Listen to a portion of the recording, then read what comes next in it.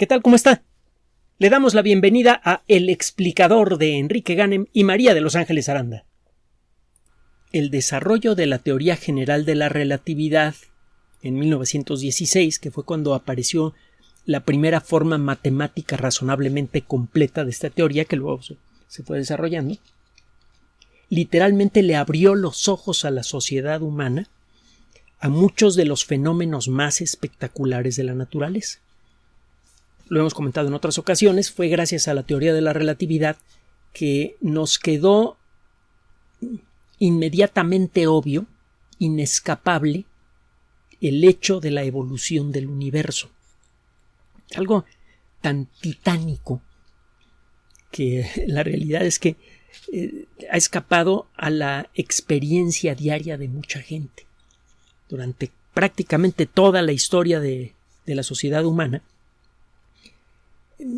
hemos tratado de entender la naturaleza del mundo, entre otras cosas, de entender, de saber cuándo nació y cómo ha evolucionado el cosmos.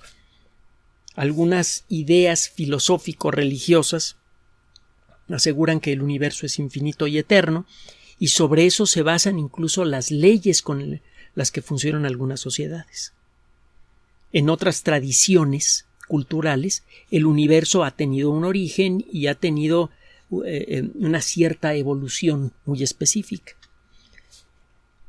El entender el origen y evolución del universo tiene entonces hasta un tinte político, porque, le digo, la estructura básica, incluso a nivel legal, de muchas sociedades se basa en una serie de principios que muchas veces son mencionados en las constituciones de muchos países. Se habla de Dios, se habla de los derechos naturales del ser humano, etcétera, etcétera, etcétera. Y todo eso tiene que ver con nuestra percepción de la estructura general del universo. Y la realidad es que ya tenemos por primera vez en la historia, en los 300,000 años de existencia de nuestra especie y en los más de 4,000 millones de años, probablemente más de 4,100 millones de años de la existencia de la vida, tenemos por primera vez en la historia, desde hace un siglo, las herramientas para dejar de lado las especulaciones y entender hasta donde sea humanamente posible cómo ha sido la evolución del cosmos, gracias a la teoría general de la relatividad. Eso por sí mismo es, le digo, probablemente la explosión, la revolución intelectual más grande de toda la historia. De tan grande que no nos hemos enterado de ella. Es como no nos enteramos de la redondez de la Tierra a pesar de estar parados en ella. Además de eso, la teoría general de la relatividad, a lo largo del siglo que ha transcurrido desde entonces, ha ido revelando otros aspectos imponentes, poderosos, extraños de la naturaleza del mundo en el que vivimos. Por ejemplo, la existencia de los pozos negros, que fue algo que comenzó a ser establecido gracias al trabajo de Schwarzschild, que lo hemos platicado en otras ocasiones de este caballero que murió en las trincheras del frente ruso-alemán en la Primera Guerra Mundial como consecuencia de una grave infección adquirida en las trincheras. Él fue la primera persona en darse cuenta, a partir de las matemáticas de Einstein, que los pozos negros deben existir. Debe haber sido una imagen verdaderamente dramática por el contraste. En medio de un conflicto brutal, descarnado, especialmente violento, una persona se daba tiempo para poner unos dibujitos en un papel que revelaban secretos del universo. Siempre hemos vivido, los seres humanos, sobre todo en los últimos siglos, desde que creamos lo que llamamos civilización, hemos vivido en una situación verdaderamente ambigua en la que destruimos de manera brutal con armas y construimos de manera espectacular con el intelecto. Todavía no hemos logrado encontrar un equilibrio razonable entre ambas tendencias. Bueno, el caso es que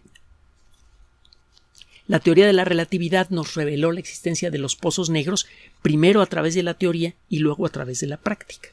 Lo mismo pasó con la expansión del universo. Primero hubo una predicción hecha por personajes como Willem de Sitter, que hemos mencionado en otras ocasiones, o Alexander Friedman. Busque la vida de Alexander Friedman en la Wikipedia. Todo un personaje. Bueno, primero, las predicciones teóricas de estas personas basadas en la teoría general de la relatividad hablaron de la necesidad de que el universo evolucionara, de que el universo debería estarse expandiendo o contrayendo, y que casi con seguridad tuvo un origen. Luego vino la primera confirmación observacional realizada por los trabajos extensos de Edwin Hubble y Milton Humason, y de entonces para acá se han hecho otros trabajos prácticos de observación que han confirmado las observaciones iniciales de Hubble y Humason. El universo se expande y por lo tanto tuvo un origen. Con los pozos negros ya le mencioné, primero vino la teoría, luego la práctica, y lo mismo pasó en la década de los 30, gracias al trabajo de un caballero especialmente brillante. Subrahmanyan Chandrasekhar fue un astrofísico de origen hindú, luego se volvió estadounidense, también fue un gran matemático. Prácticamente todo su trabajo profesional lo hizo en los Estados Unidos, y gracias a los modelos matemáticos que desarrolló, se hizo posible entender mejor el desarrollo de las estrellas cuando mueren. No nos vamos a meter en demasiados detalles en esta ocasión, si no, no llegaríamos a la nota del día de hoy. Pero el caso es que Chandrasekhar venía de una familia muy talentosa. Un hermano de su padre había sido un investigador muy, muy reconocido, cuyo trabajo es especialmente valioso, por ejemplo, ahora que estamos explorando Marte. Chandrasekhara Venkata Raman fue un físico hindú que trabajó mucho con la luz. Gracias al trabajo de Raman, ahora podemos hacer cosas como medir la composición química de una roca sin tocarla, que es parte de lo que se está haciendo en distintos puntos del sistema solar con naves automáticas. Es una de las muchísimas aplicaciones del trabajo de Raman, y tienen otras aquí en la Tierra que son valiosísimas. Bueno, pues él era el tío de Chandrasekhar, y este tío, Raman, se ganó el premio Nobel. Y este otro tío del que le estoy hablando también. Es una familia con ángel. Subrahmanyan Chandrasekhar recibió el premio Nobel de Física en 1983, en buena medida como consecuencia del trabajo que le voy a mencionar ahora. Él se puso a estudiar en la década de los 30, con base en las fórmulas básicas principalmente de la relatividad, qué le podría pasar a una estrella cuando su núcleo deja de producir luz. Para esto tuvo que combinar lo que se sabe ahora de la teoría general de la relatividad, que describe la forma en la que funciona la gravedad, con lo que se sabía en aquella época de mecánica cuántica, que describe la naturaleza de los átomos y de las cosas muy pequeñas. Los átomos están hechos de protones, neutrones y electrones, que son escandalosamente pequeños y que son gobernados por principios cuánticos. Entonces, para poder entender lo que le pasa a una estrella, Chandrasekhar tuvo que combinar parcialmente la relatividad con la mecánica cuántica. Las personas que han conseguido esto se han llevado de cajón el premio Nobel. Otra persona que lo hizo fue Paul Dirac, del que hemos hablado en otras ocasiones. Él desarrolló una ecuación que describe con precisión la forma en la que se propaga el electrón. Conste que dije propaga, no mueve. Otro día platicamos de esto. Parece que los electrones no se mueven en un sentido muy práctico, muy real. Aunque pues, a final de cuentas es un movimiento de electrones lo que produce una corriente eléctrica, así que hay una paradoja involucrada aquí. Otro día la discutimos. Pero bueno, el caso es que Paul Dirac genera una ecuación que combina parcialmente la relatividad con la mecánica cuántica y que describe de manera muy precisa el comportamiento del electrón. Y es sobre la base de esa fórmula que hemos descubierto muchas de las rarezas de la mecánica cuántica. Chandrasekhar combina la relatividad con la mecánica cuántica para describir qué le pasa a la materia en una estrella que se apaga. Si la estrella es más o menos del tamaño del Sol o un poquito más grande, no pasa mayor cosa. Los átomos se rompen, los núcleos de los átomos se van hacia el centro de la estrella y la atmósfera de la estrella muerta queda hecha de electrones. Es una atmósfera fuertemente electronegativa.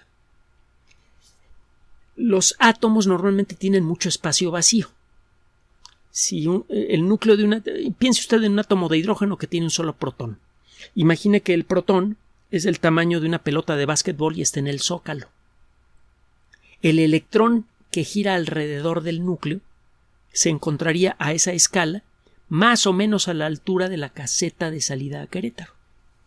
Y si no sabe de lo que estoy hablando, busque en Google Maps el zócalo de la Ciudad de México, luego busque la caseta de salida a la ciudad de Querétaro, la supercarretera de Querétaro, y vea la distancia de la que estamos hablando. Prácticamente todo el espacio de un átomo es vacío. Ese espacio vacío desaparece cuando los núcleos atómicos se van hacia el centro de la estrella. No quedan perfectamente apretados los núcleos atómicos, quedan un poco separados entre sí. Como tienen todos carga eléctrica positiva, esa carga eléctrica positiva impide que los núcleos se toquen. El material en el núcleo de una estrella se hace más denso. Disminuye la cantidad de espacio vacío que hay entre las unidades de materia. Y es por eso que el material que forma a una enana blanca tiene una densidad promedio como de 1 tonelada por centímetro cúbico. Y en el caso, si usted le va agregando material a una estrella muerta y supera un cierto límite de aproximadamente 1.2 masas solares, si concentra un poquito más, un 20% más de la masa de todo el sistema solar en una bola de materia que no emita mucha luz, que no genere energía interna, que es lo que pasa con el corazón de una estrella que ya se apagó, sucede una cosa bastante más grave. Los protones son la materia es apretada por la gravedad y los electrones empiezan a chocar contra los protones. Los protones positivos chocan contra electrones negativos y se vuelven neutrones neutros.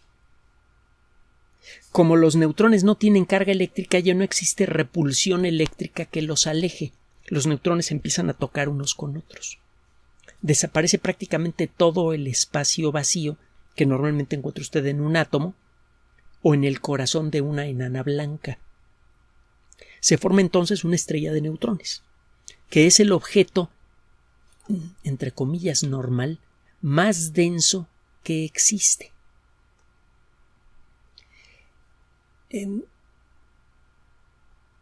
¿Cuál es la densidad de un pozo negro, de una estrella de neutrones? Entre 1,000 y 4,000 millones de toneladas por centímetro cúbico. Es decir, lo hemos dicho en otras ocasiones, que si este ratoncito de computadora que apenas puede llenar mi mano estuviera hecho de ese material, pesaría más o menos lo mismo, quizá un poquito más que el Popocatépetl. Y de nuevo lo invito a que busque en Google Maps el Popocatépetl, el volcán activo que tenemos aquí enfrente de la Ciudad de México. Es un monstruo de más de 5,400 metros de altura.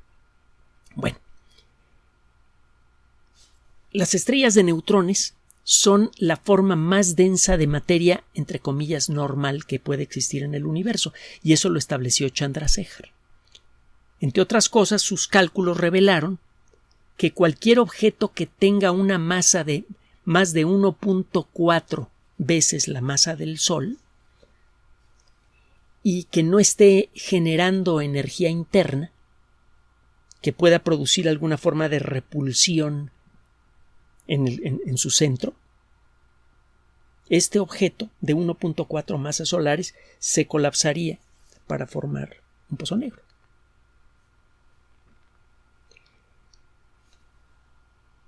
Gracias a los cálculos de Chandrasekhar pudimos entender mucho mejor el comportamiento de la materia en condiciones extremas. Se hizo la predicción de la existencia de estas estrellas y fue solo con el paso de varias décadas que se hizo posible descubrirlas. En 1965, Anthony Hewish y Samuel Okoye descubrieron un puntito en el centro de la nebulosa del Cangrejo que se encuentra en la constelación del Toro. Un puntito que emite una gran cantidad de ondas de radio.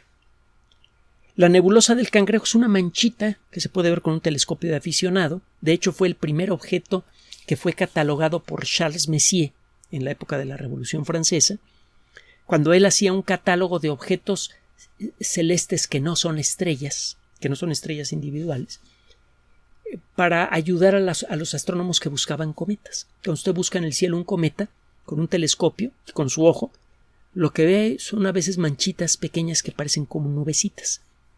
Algunas de esas nubecitas siempre están fijas en el cielo. En la época de Messier no se sabía qué demonios eran. Pero bueno, para evitar que los astrónomos que buscaban cometas se engañaran con estas manchitas, él hizo un catálogo de las manchitas. Y a eso se le llama el catálogo de Messier. Ahora sabemos que esas manchitas son en algunos casos galaxias, en otros casos son nebulosas difusas, que son nubes de gas de las que se forman estrellas, y en otros casos más se trata de nubes emitidas por estrellas muertas. Por ejemplo, las nebulosas planetarias, que tienen un aspecto como de esferita cuando los ve usted al telescopio, y que son producidas por estrellas un poco más grandes que el Sol cuando están apagándose, o el caso de residuos de supernova, como en el caso de la nebulosa del Cangrejo. Ve usted una manchita de gas que cuando es estudiada con aparatos avanzados, usted encuentra que esa manchita de gas está hecha en realidad de una masa de gas más pesada que el sistema solar, varias veces más pesada que el sistema solar, que se está expandiendo a una velocidad de más de 10.000 kilómetros por segundo. Se necesita una energía brutal para poder arrojar un material que pesa varias veces más que todo el sistema solar a una velocidad tan brutal. Sabemos ahora que se trata de supernovas, de explosiones estelares. Bueno, en el centro de una de estas explosiones estelares, que fue vista aquí en la Tierra en el año 1054 y cuya consecuencia todavía podemos ver en las noches de invierno con un telescopio decente, Hewish y Okoye descubren este puntito que emite una gran cantidad de ondas de radio. Fue la primera evidencia que tuvimos de la existencia de las estrellas de neutrones, aunque en aquella época no fue reconocido de esta manera. En 1967, un astrónomo de origen ruso, Yosif Shklovsky, un tipo muy, muy interesante que llegó a hacer algunos trabajos con Sagan, por cierto, sobre vida extraterrestre y cosas así. Es un buen libro el de Shklovsky y Sagan. Él descubrió otra evidencia de la existencia de las estrellas de neutrones. La evidencia final, que acabó valiendo un premio Nobel, fue descubierta en 1967 por Jocelyn Bell. No le voy a narrar la historia aquí para no comerme el tiempo, pero es uno de los casos de injusticia más graves en la historia del premio Nobel. Jocelyn Bell era estudiante de Anthony Hewish, un astrónomo y entonces muy reconocido. Ella distinguió en el centro de la nebulosa del Cangrejo el puntito que había visto Anthony Hewish en 1965 y encontró que estaba parpadeando muy rápidamente, muchas veces por segundo. Ella fue la primera en proponer que se trataba de una estrella de neutrones que estaba girando rápidamente sobre su eje y que tenía algunas manchitas luminosas en su superficie. Al igual que los faros de las ambulancias, estos puntitos luminosos producen destellos visibles a simple vista al girar la estrella rápidamente sobre su eje. Ella fue la primera persona en decirlo. Hewish se rehusaba a aceptar esa interpretación hasta que se dio cuenta que su estudiante estaba en lo correcto. Publicó el trabajo, le dieron el premio Nobel a Anthony Hewish y tanto el Comité Nobel como el mismo Hewish ignoraron a Jocelyn Bell. Fue algo muy feo. No es la única mujer que no recibió el premio Nobel cuando lo merecía. Hemos dicho en muchas ocasiones que en la ciencia usted encuentra mejores oportunidades para luchar contra el sexismo, el racismo y otras formas de discriminación, pero eso no significa que la ciencia sea un ambiente perfecto, conste. Total, Hewish recibe el premio Nobel en 1974 y Jocelyn Bell pues, nada más se quedó con el gusto de haber sido la verdadera descubridora de las estrellas de neutrones que giran sobre su eje. Con el paso del tiempo, otros investigadores que han estudiado con más detalle a otras estrellas de neutrones se han llevado también premios Nobel. El estudio de las estrellas de neutrones se ha vuelto un trabajo, una ruta de investigación muy exitosa, muy buscada por los astrónomos que están desarrollando sus carreras. Es un terreno en el que pueden hacer descubrimientos muy valiosos. En los últimos meses se han publicado los resultados de modelos de cómputo avanzados, procesados en supercomputadoras, que pretenden describir con más detalle lo que ocurre en una estrella de neutrones, de qué está hecha una estrella de neutrones. Repito, es un objeto que tiene 40 kilómetros de diámetro, el tamaño de una ciudad, pero que pesa 1,5 veces lo que pesa el sistema solar, poquito menos. Entre un 20 y un 40% más que todo el sistema solar, incluyendo desde luego al Sol y a Júpiter y a Saturno. Es un verdadero monstruo. La atmósfera de estas estrellas, de acuerdo con estos modelos, está hecha de átomos convencionales, de hidrógeno, de helio, de carbón. Deben ser especialmente abundantes los átomos de hidrógeno, de helio y de carbón en la atmósfera de las estrellas de neutrones. Luego viene una corteza externa, más o menos equivalente a la corteza externa de la Tierra, que es en donde vivimos usted y yo, y que cuando se mueve pues vienen los terremotos y cuando se perfora pues vienen los volcanes. Solo que la corteza externa de las estrellas de neutrones está hecha de electrones sueltos y de átomos que han perdido sus electrones. Es decir, tiene núcleos atómicos de hierro, de carbono y de otros elementos químicos que no tienen electrones y tiene electrones sueltos. Hay una corteza interna que está hecha de un superfluido de neutrones. ¿Qué es un superfluido? Es un material peculiar cuya existencia fue predicha por la mecánica cuántica y fue descubierta en la realidad hace algunas décadas. Es un fluido en donde no existe fricción. Si usted agarra una taza de café y le mueve con la cuchara, aparece un remolinito y el remolinito se queda un rato, pero al cabo de un tiempo se detiene. La fricción entre las moléculas de agua detienen el movimiento de rotación. La energía se convierte en calor. Eso no sucede en un superfluido. Si usted toma un superfluido y lo agita, el remolino del superfluido se queda allí. En la realidad, ese remolino va desapareciendo muy lentamente por la fricción entre el superfluido y las paredes del recipiente. Pero en un ambiente en donde hay un océano gigantesco de material superfluido, no existe la fricción. Entonces hay un océano de neutrones cuyas características todavía no podemos calcular con suficiente detalle, con una densidad brutal, que se mueve continuamente sin detenerse en la corteza interna de las estrellas de neutrones.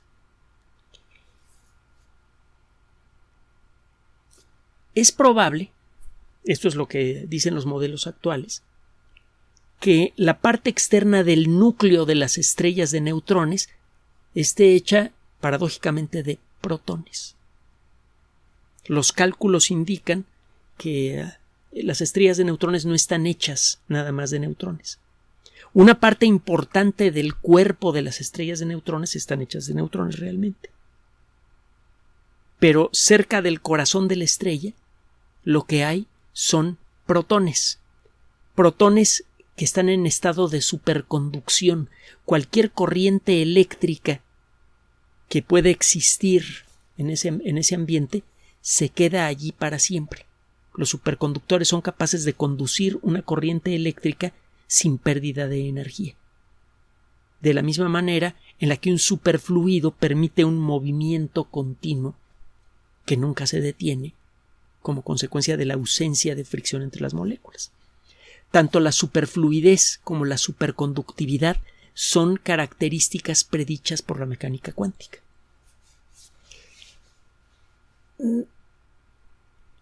Lo que llama la atención de los últimos trabajos que han sido publicados sobre estrellas de neutrones tiene que ver con el núcleo.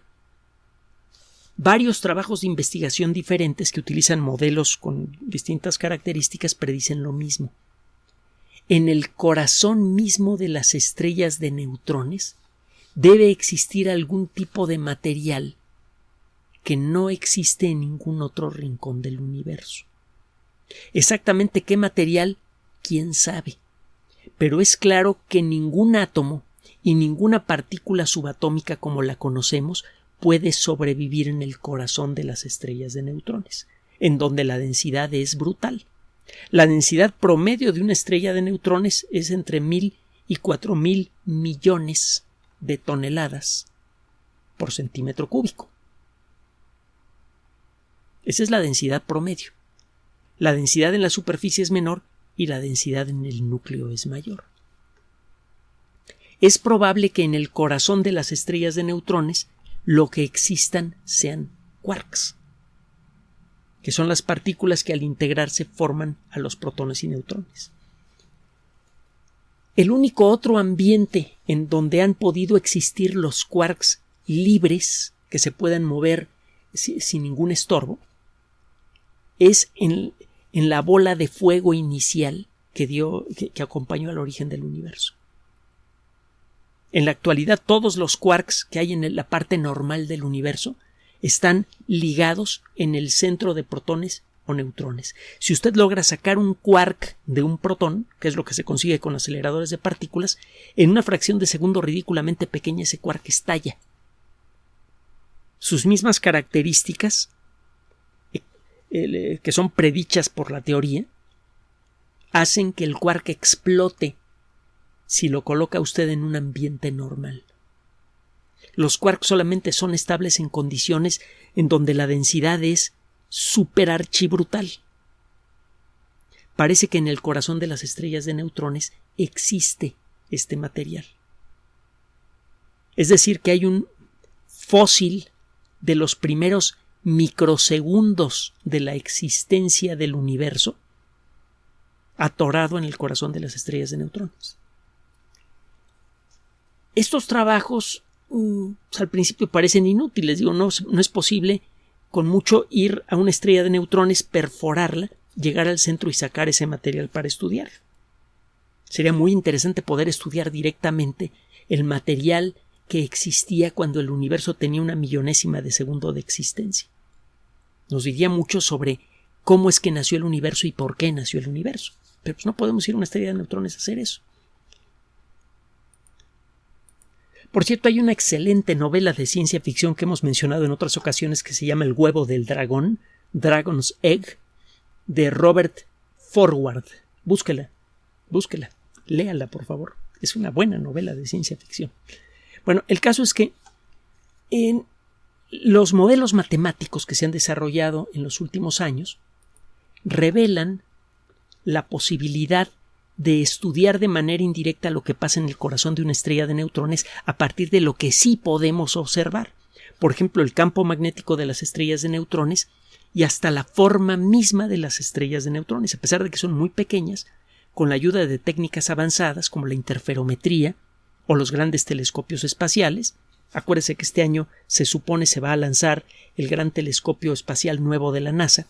Tenemos que hablar pronto de él, que es mucho más grande que el Hubble y que va a operar en mejores condiciones. Con estos aparatos podríamos ver directamente la forma y la estructura externa de una estrella de neutrones. De esto vamos a hablar en un futuro cercano. Y podemos observar con más detalle con otros instrumentos las características de sus campos magnéticos. Eso podría revelar lo que hay en el corazón de las estrellas de neutrones sin tener que ir hasta allá y perforarlas. Y ese conocimiento, complementado con lo que estamos consiguiendo en aceleradores de partículas, podría revelarnos de una vez por todas cómo fue el momento exacto del origen del universo, porque podríamos analizar el material que se formó poquito después, unas millonésimas de segundo después. Y eso a su vez podría servir, lo hemos dicho en otras ocasiones, para establecer qué correcciones hay que hacerle a la mecánica cuántica y a la relatividad para que embonen bien.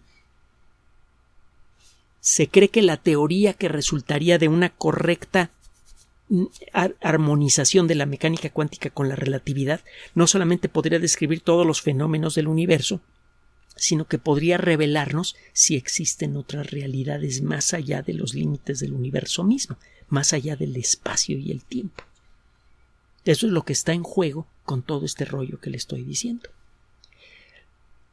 Lo hemos dicho en otras ocasiones y lo dijimos al principio de esta grabación. Hemos construido nuestras creencias religiosas y a partir de eso nuestros sistemas políticos alrededor de nuestras ideas sobre la estructura del universo y su origen. El revelar en serio todos los detalles de cómo se originó el universo y por qué se originó el universo, que es una pregunta que quizá pronto estará al alcance de la ciencia responder, aunque sea de manera parcial. El responder estas preguntas debería tener un efecto evolutivo en la estructura filosófica y por lo tanto civil de las sociedades actuales. En otras ocasiones, los grandes descubrimientos de la ciencia han producido revoluciones sociales. Ya le he platicado la relación entre Newton y la Revolución Francesa. Y no es la única relación, está el caso de Darwin y todas las revoluciones del siglo XX. El nuevo conocimiento podría producir nuevas revoluciones que esperemos sean más pacíficas que las anteriores y que ayuden a establecer una sociedad más objetiva y al mismo tiempo más decente. No sería la primera vez que la física y la astronomía producen cambios sociales profundos. Gracias por su atención. Además de nuestro sitio electrónico www.alexplicador.net, por sugerencia suya tenemos abierto un espacio en Patreon, El Explicador Enrique Ganem, y en PayPal, elexplicadorpatrocinio@gmail.com, por los que gracias a su apoyo sostenemos este espacio. Puede usted descargar gratuitamente estos audios en formato MP3 en Spotify y en iTunes como El Explicador sitio oficial y en SoundCloud como El Explicador, y con formato de video en YouTube en El Explicador sitio oficial. Recuerden nuestras redes sociales de siempre, Twitter Enrique-Ganem y en Facebook Enrique Ganem sitio oficial, El Explicador y los grupos que usted ya conoce. Finalmente, El Explicador siempre somos María de Los Ángeles Aranda y Enrique Ganem. Gracias.